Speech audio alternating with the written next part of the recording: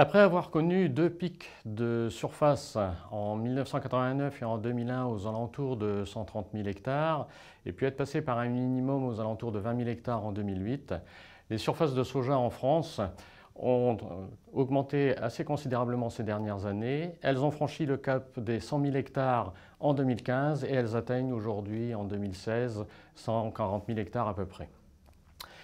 Contrairement à ce qui s'est passé donc en 89 et en 2001, où l'augmentation des surfaces était essentiellement liée à un accroissement important des aides publiques, aujourd'hui, le franchissement des caps des 100 000 hectares est beaucoup plus lié à un marché porteur et c'est une tendance beaucoup plus solide, même si aujourd'hui le soja bénéficie aussi quand même d'un certain couplage des aides, mais qui ne fait qu'accompagner cette tendance du marché.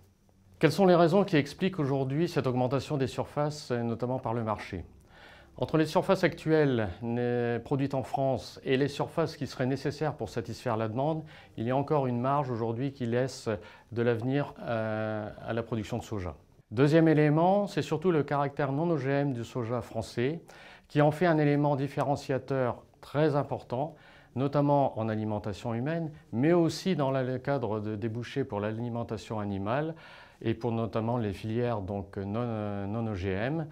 Cet élément différenciateur donc, est extrêmement important aujourd'hui pour la filière française qui est donc non OGM, qu'elle soit conventionnelle ou bio bien évidemment. La troisième raison qui explique aussi cette augmentation des surfaces, c'est la compétition avec le maïs où aujourd'hui l'arbitrage entre soja et maïs auquel peuvent être confrontés les producteurs notamment du sud-ouest fait que le soja peut présenter des avantages à la fois sur le plan économique, notamment lorsque le ratio entre les prix de marché du soja et les prix de marché du maïs sont aux alentours de 2,2, où il peut y avoir un arbitrage en faveur de l'un ou de l'autre.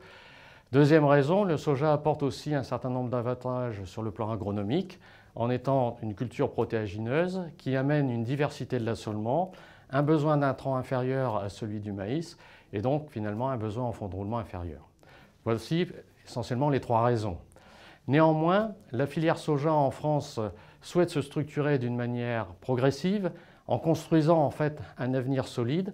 Ces filières se structurant autour de producteurs mais aussi de l'ensemble des filières et notamment des consommateurs.